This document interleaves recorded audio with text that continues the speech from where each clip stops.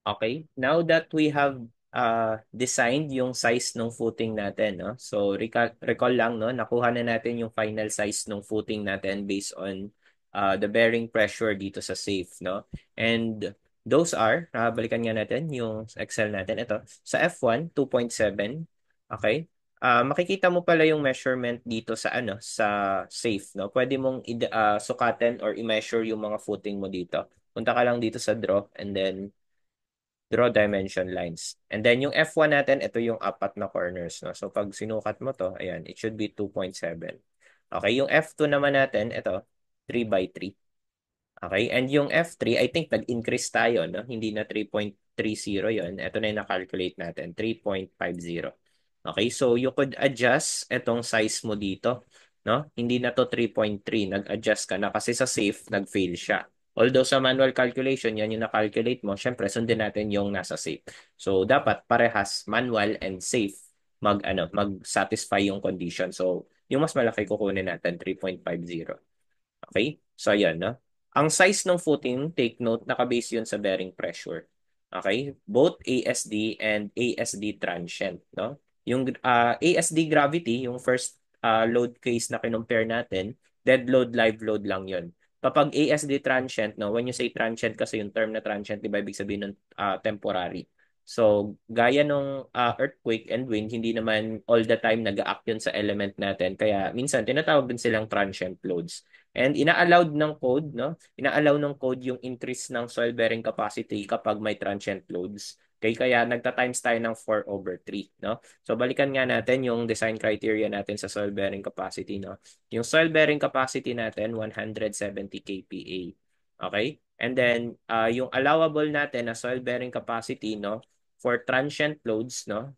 Lagay natin dito with transient loads. Ta-times nyo lang to ng 4/3. Okay? Yun yung sinasabing 1/3 increase. So, 170 times 4/3. Okay? Yun yung 220 point something natin, di ba? Ilan nga yun? 226.67. No? Okay? Then, sulat na rin natin yung actual dito. So, actual pressure. No? So, yun yung sa ASD gravity. No? Para lang masulat natin. Na-delete ko kasi yung first PowerPoint. ASD transient naman. Okay, so ilan yung values nila? Ito, no? Hindi pala tayo nakaran. So, i-run natin. No? I-run natin to. So, okay. Then, display reaction forces, no? Sa gravity muna tayo. Make sure naka-minimum to. And then, ayan, soil pressure dapat. Then, apply. Then, yung maximum, tingin ka na lang sa bottom left, no? 168.65. Kita nyo, dito sa baba. No? Or pwede mo rin tignan based dun sa contour, no? Yung meaning ng color scale dito, no? Negative 170, yung pinaka-lowest. Okay? So, 168.65 to. This is less than 170. Okay. Okay, and then sa transient, lipat ka. ASD transient naman. Then minimum dapat. Then 189.69. Then this is less than 226.67. So therefore, okay din. So pag okay ka na dito sa parehas na to, okay na yung sizes mo ng footing. Okay, so yun, final na yung size natin. Next natin gawin class, no, alamin natin yung adequacy ng thickness based on punching shear. So kaya rin ni safe i-check yung punching shear ratio na tinatawag or DCR, no? Ang gagawin niya VU over VVN, no? Punching shear. So kung maalala nyo, yung VU yung actual shear force, yung VVN yung ultimate capacity. Pag dinivide mo yan, yan yung demand capacity ratio natin and it should be less than 1. So kaya rin yan makita ni safe, no? Yun yung tignan natin ngayon kasi baka yung thickness natin inadequate. Okay? So, show undeformed shape tayo. Tapos punta tayo dito sa design. Design preference. Okay? Yung code mo, 318-14. No? Okay yun naman tong mga factors natin. Dito tayo sa minimum cover dahil by default naka 15 ito. No? So, hindi po 15 ang clear cover natin sa footing. Sa bottom, it should be 75. No? Cast against earth tayo. No? 75 yung cover. Tapos ang clear cover natin sa top, no? Sa top ng footing, hindi na siya cast against earth, no? 'Di ba? So 50 na yung gamitin natin dito. Yung 75 lang kasi yung naka-cast doon sa ano natin permanently cast against earth. So ito lang isa 75 mo. Okay, kaya yung clear cover ko sa top 50. And then, yung preferred bar size natin, since kinalculate natin nung kinalculate natin yung effective depth, 20 yung ginamit natin. So, 20 na rin yung iset ko dito. Okay? Ayan, no? Then, the rest, wala ka nang ibahin, no? Okay, so, click mo yung okay, no? Design results will be deleted. So, yes mo lang yan, no? And then, next step, pag naset mo na yung clear cover, the next step for you to do is, click mo na itong display, no? And then, na-delete pala yung result, so kailangan mong i-run ulit. Okay, run mo lang po ulit yan. Okay. Then, pagka-run, display, punching shear design. Okay? So, makikita nyo dito yung mga DCR natin sa punching shear. You can also calculate that manually, no? Makikita nyo yung solution pala dyan pag nag-right-click kayo. So, mag-right-click tayo ng isa. Sabihin natin ito. Okay, ayan yung solution niya. No? The slab thickness and perimeter. Perimeter, effective punching perimeter, B auto, 4 times C plus D. No? Nakuha niya yung column size dahil in-import mo yon from ETABS. Diba? So, ayan, no? 0.89 to. So, therefore, safe pa siya. Less than 1 siya eh. Okay? So, close natin. So, in case may mag more than 1, you need to what? Kapag may nag more than 1 dito, you need to increase the thickness. Hindi yung size, minimal yung effect ng size sa punching shear. Thickness po, no? Ibig sabihin kasi ng failed na punching shear, masyadong manipis yung footing mo, no? Mabubutas siya. So, para hindi siya mabutas, kakapalan mo, no? So, ayun. Since safe ako lahat, wala pong mag-fail. Pwede mo tong i-tabulate, no? Lahat ng column type mo, ano yung na-solve mo from safe and ano yung na-solve mo manually. Okay? So, hindi ko na-adjust yung thickness dahil lahat naman less than 1. So, ayun. Isa yung checking, no? Pwede yung screenshot yan, no? Ako pa, naghihingi ako ng report, kinukuha ko yung screenshot nito, pati yung sa bearing pressure, no? Para makita ko yung summary na ng design. Okay? And then, include that on your project report. And then, aside from that, no, so okay na tayo sa size, no? Ganito yung idea natin sa design ng footing. Start ka sa size, no? Or dimension, naka-base yan sa bearing pressure. Then sa thickness, okay ka na rin, naka-base naman yan sa punching shear. Okay, so ito, bearing pressure.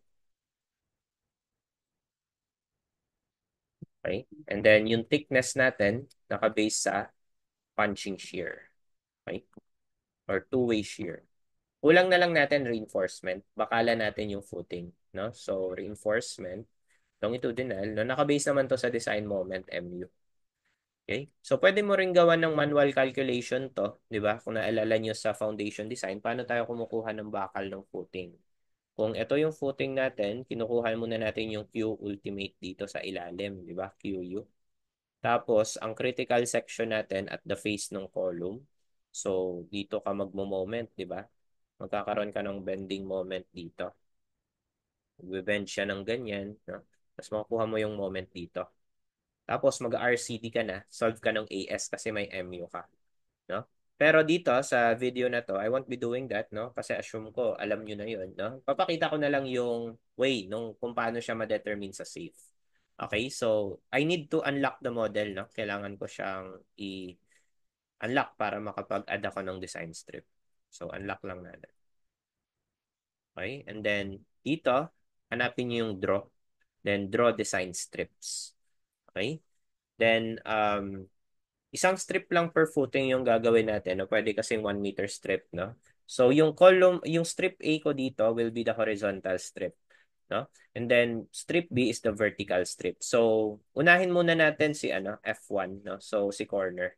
Okay? Corner footings. Tapos, yung start with left mo dito is the half nung dimension. Okay? So, kung 2.7 yung dimension ko, half nun, 1.35. Lahat na to. No? 1.35.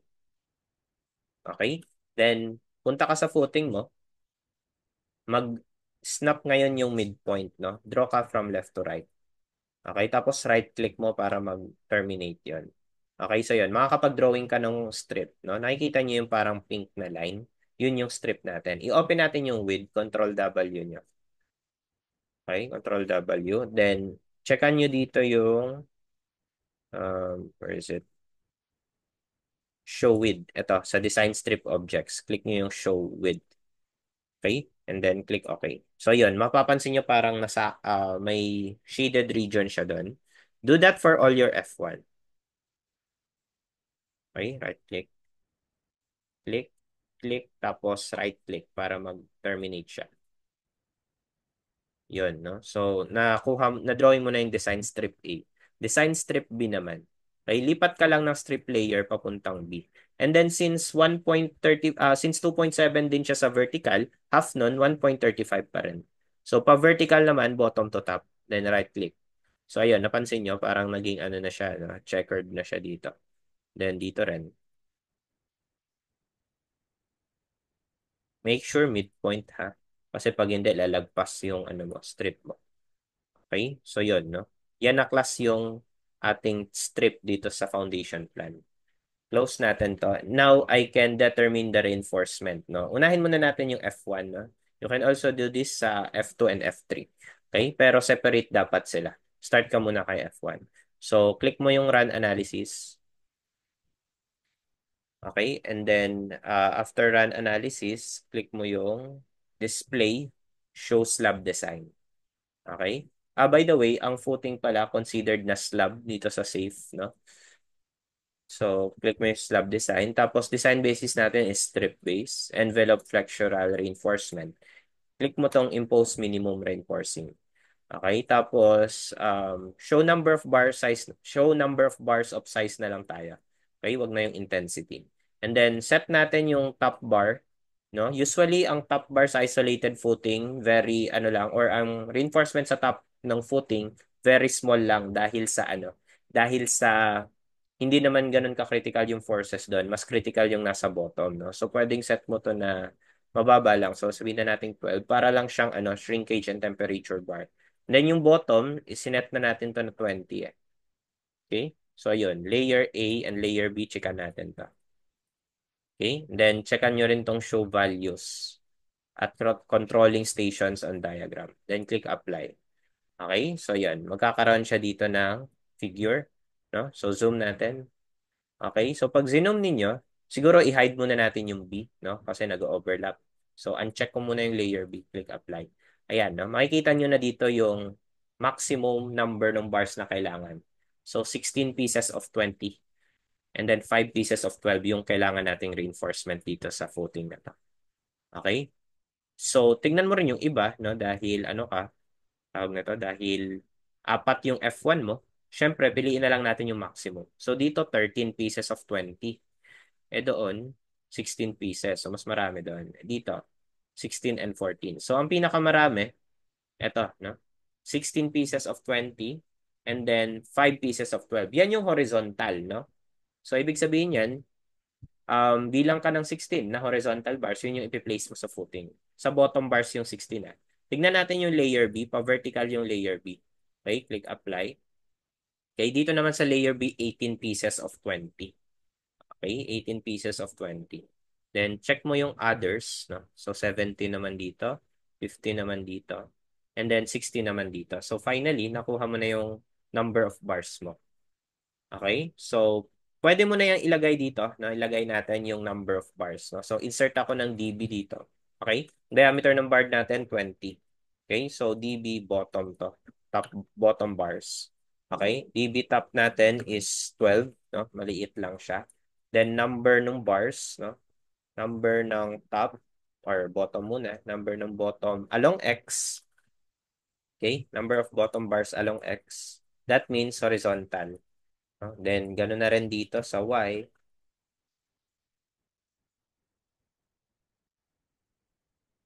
Okay? And then, sa top naman.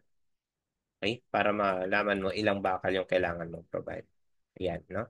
So, bottom along X, bottom along Y, top along X, top along Y.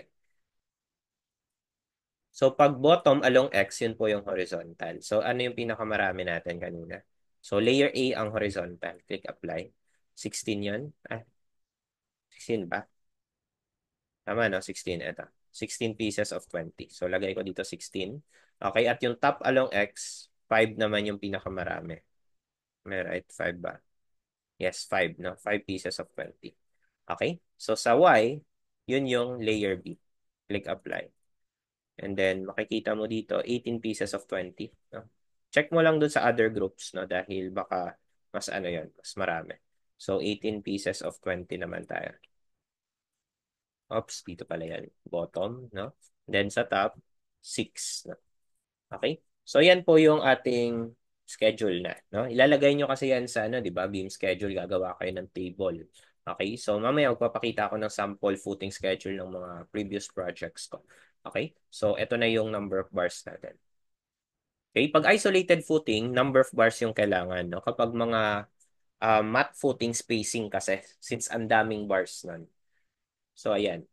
And then, kunin nga natin din yung F3. No? Close ko na to. Okay? So, unlock natin yung model para makapag-ano tayo, makapag-draw tayo ng strip pa. Okay? And then, mag-draw naman ako ng strip sa F3. So, paano nga ulit mag-draw ng strip? Draw. And then, draw design strips. Okay? Column, strip A muna tayo. Tapos, yung start with left natin, half nung dimension. So, kung 3.5 to, ano yung half nung 3.5? Okay? 1.75. So, yun yung lalagay ko dito sa left and right, start and bottom. Start and end, I mean. Ayan, no? Tapos, draw ka dito. Okay? Right click. Yun. Drawing mo na siya. Okay? So, drawing mo sa lahat ng F3. F3 muna. No? Yung F2, kayo na.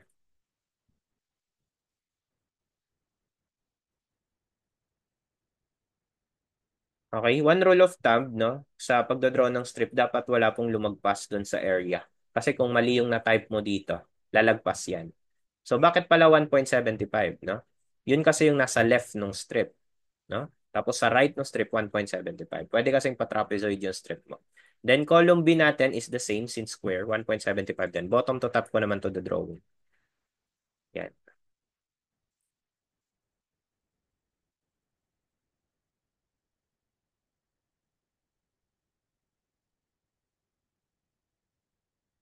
Yan.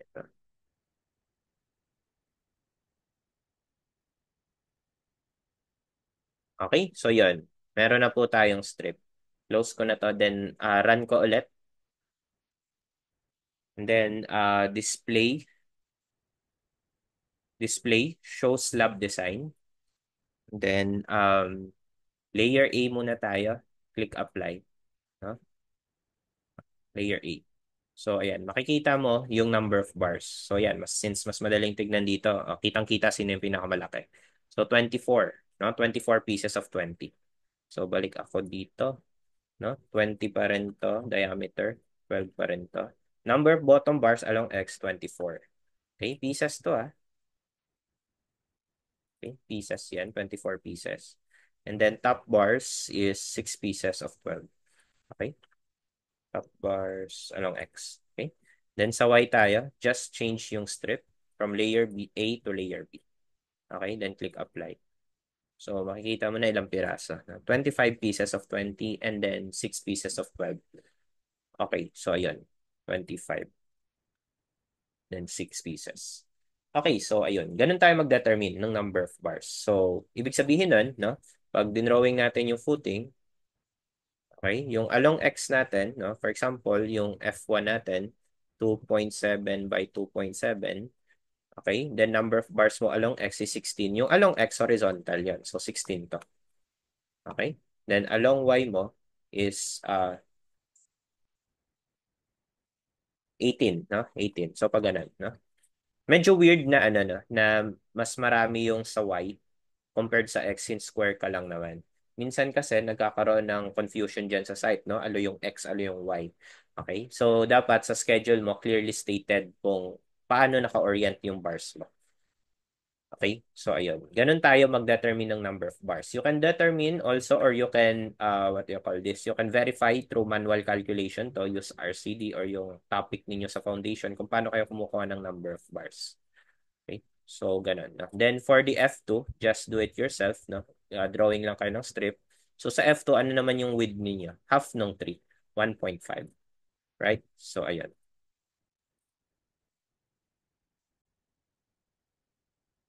So after nyong ma-design yung mga elements ninyo, no, beam, column, foundation, slab, no, you can proceed to creating your own structural drawings. No, you can use any drawing software or drafting software such as AutoCAD or Revit. No, so here is a sample nung past projects ko, no, na uh, na ano, two-story lang naman ito, no, mababa lang. Then ito yung foundation, okay? Foundation plan. So makikita nyo dyan, naka-label siya as F1, C1, no? Yung C1 yung group ko ng column, F1 yung group ko ng foundation. Okay, and then as I've said, magpapakita ako ng sample footing schedule, no? So ganito ko siya nililabel. Okay, so yung L, yung horizontal ko, W yung vertical. Okay, so pag sa plano, pag tinignan yan sa plano, kung ano yung L, naka-horizontal or nakahiga yung dimension na yun. W yung vertical, in case na square, in case na rectangle. No? So ayan, then dito naka-mark siya, so anim na groups yung ginawa ko, F1 to F6. Okay, thickness, length, ano yung length? Horizontal, no? Hindi ko tinatawag na ano, along X, no? Baka malito sila sa site. And then W, yung vertical dimension. No? So may rectangle ako dyan, pansin nyo, 1850 by 2250. I think magko-collide kasi sa katabing footing. Okay, then ito yung top bars, bottom bars, no? Along L, ibig sabihin parallel sa length, horizontal. Along W, parallel sa height, no? Vertical. Okay, then nilagay ko lang yung bottom of footing. BOF is bottom of footing, elevation, negative 1.5. Okay, so ganun sa footing schedule. Ganyan yung format ko, no? You can also follow that or kung may iba kayong format, it's okay. So yung thickness, no? Pakita mo rin yung typical detail. Ito yung T, no? Yan yung height mo ng concrete mo. Okay, and then column schedule, this is the one I did, no? For a two-story. So, ayun. Minimum column size dyan is 250 as per NSAP 2015 second printing. Okay, 250. Then, slabs and girders, no? Nandito naman. Okay, so ayun, no? Kung paano, ginawa ko yan, no? Kung paano ko rin diniscuss yung mga previous video natin. No? Kung paano ko siya, kung paano yung discussion natin, ganun ko rin siya ginawa dito. No? So, ayun. Okay? So ayun, no? I hope may natutunan kayo doon sa video na to and sa mga past videos natin kung paano ma-incorporate yung ating structural design, no, into an actual project. Okay? Thank you.